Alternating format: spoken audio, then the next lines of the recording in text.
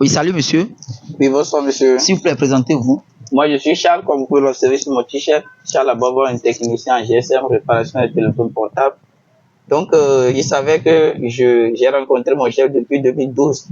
Quand il avait commencé, bon, je l'ai connu un peu plus tôt quand même. Donc, j'ai eu à traiter avec lui pour plusieurs années.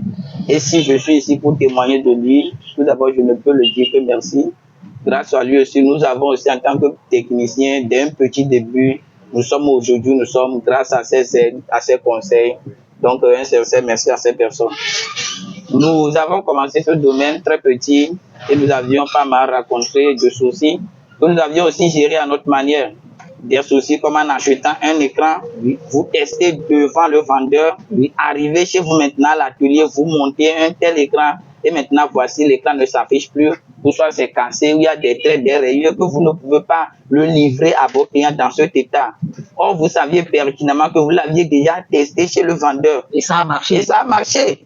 Maintenant, comment retourner chez ce vendeur pour lui dire que voici l'écran que j'ai acheté chez toi testé, ça a été un problème pour nous. Mais avec Dangote, Aruna, il a été vraiment un fournisseur qui comprend beaucoup la peine de ses clients et nous ne perdons pas tout. Il prend en partie la responsabilité, nous aussi nous complétons et c'est ainsi que nous avions choisi définitivement de faire du business sérieux avec lui. Il a été là pour nous depuis le temps. C'est ce que je peux dire sur sa personne. D'accord. Bon, des fois aussi, le travail est fait, vous livrez le client et après le client revient que le téléphone ne fonctionne pas ou bien l'écran n'est pas en bon état. Là, comment vous gérez? Merci beaucoup. En tant que technicien, nous avons eu beaucoup de ces soucis. Maintenant, pour gérer ces retours, nous voyons la fidélité du client et aussi l'honnêteté du client. Parce qu'un téléphone déjà livré, tout chose peut arriver au téléphone déjà livré à tout moment. Peut-être à 2 pas de chez moi, le téléphone tombe de ses mains. S'il revient dire honnêtement que j'ai reçu un téléphone qui a été bien livré, que c'est tombé, là nous voyons la peine d'acheter quelque chose maintenant et à moins de quelques heures la chose se garde. En tant que technicien, on ne peut pas le laisser comme ça. Nous avons des suivis de la clientèle pour s'assurer que ce que j'ai fait, bon, plus vous aviez un bon travail, plus ces clients, ou soit ces connaissances deviendront immédiatement vos clients. Donc, ce sont des suivis que nous accordons à nos clients, nos discussions de tête en tête, vu que je t'ai livré ceci qui travaille bien, et maintenant, après quelques heures, ça ne travaille pas, comment est-ce qu'on peut gérer? Nous savons que tout chose peut arriver en tout moment, donc nous parlons avec nos clients, ils contribuent, nous contributions, et nous revenons aux vendeurs, Abdoulaye Dangote aussi, pour l'expliquer, que voici ce que nous avions acheté maintenant.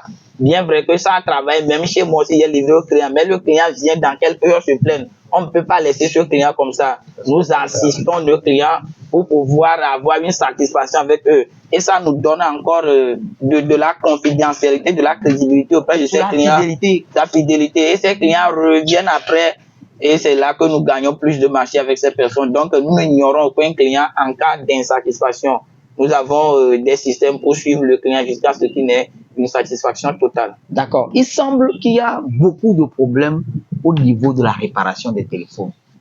Bon, pouvez-vous nous énumérer encore quelques problèmes? Et les téléphones portables sont des gadgets électroniques et toute chose peut arriver à tout moment. Mais pour éviter ou soit minimiser les risques, il faudrait que le technicien soit chevronné, soit qualifié, soit compétent et dispose des expériences. Donc, toutes ces caractéristiques maintenant donnent aux techniciens cette force, cette confiance en soi de pouvoir traiter avec tous les gadgets sans souci. Donc, disons vraiment qu'il y a les problèmes, mais avec la compétence, on évite, on minimise les risques au maximum possible. Donc, il faut être vigilant dans tout ce que le technicien fait. Et surtout, si tu n'as jamais traité sur un téléphone, tu es libre d'aller sur Google, vérifier comment. Plusieurs personnes ont déjà fait des tutoriels qu'ils ont mis sur YouTube. On voit les tutoriels, pas à pas, nous aussi on arrive. Téléphone que tu n'as jamais ouvert, il ne faut pas se précipiter, dire j'ouvre le téléphone. Non, prends le temps de faire des recherches sur comment ceci se fait. Et avec le temps, tu arriveras. Donc, l'expérience est vraiment importante. Il ne faut pas rester chez quelqu'un 2 semaines, 1 semaine, dire j'ai vu comment. Bon, c'est la plupart des problèmes que les techniciens ont ça. C'est qu'il avait vraiment pris le temps d'étudier, de lire, d'apprendre, de se faire former. Déjà à l'atelier de leur patron, ils connaîtront beaucoup de choses. Et quand maintenant viendront chez eux-mêmes, l'expérience qu'ils ont accumulée leur permettra de faire certaines choses aisément. Donc, je renvoie ce message à ceux qui sont aspirés dans le domaine de la réparation, qu'on les appelle réparateurs, de prendre le temps tout d'abord d'apprendre ce travail. Bien que le travail est juteux, mais d'apprendre d'abord le travail, la connaissance avant l'argent. Donc, pour minimiser les risques, il faut aller d'après les compétences, la connaissance. Viendra quoi? Les gains. Donc, la connaissance est très importante pour la minimisation des risques et problèmes dans le domaine de la réparation des téléphones portables. D'accord. On aurait appris aussi qu'à Décon, il y a des cas de vol, hein, de vol des matériels, des pièces au niveau des techniciens. Qu'en dites-vous par rapport à cela? Des vols, des mensonges aussi. Qu'en dites-vous par rapport à ça? Mensonges et le vol vont de pair. Quelqu'un qui marche définitivement volera. Donc, sur ce point, je veux croire que beaucoup d'affamés, ou soit beaucoup de jeunes qui se cherchent, qui n'ont aucune vision, qui voient le travail une fois, deux fois, non, l'écran là-bas, il a monté 15 000. Oh, l'écran, il ne s'est pas acheté 15 000. Donc, c'est ce gain qu'ils font, ne sachant pas que derrière le gain, il y a aussi des risques. Donc, ce sont ces personnes qui sont victimes de ces choses-là. Pour le vol, si toi, client, tu veux qu'on te vole, on te volera. Et pour le technicien, s'il veut mentir, c'est avant que ces choses même étaient là, quand le temps des Nokia C710 là, où une batterie d'un téléphone peut aller pour tous les téléphones portables. C'est en ce temps qu'on dit qu'on a enlevé quelque chose. Maintenant, nous sommes dans les téléphones évolués où on ne peut rien enlever dans le téléphone va toujours fonctionner. Est-ce que c'est le bas de charge que tu vas enlever?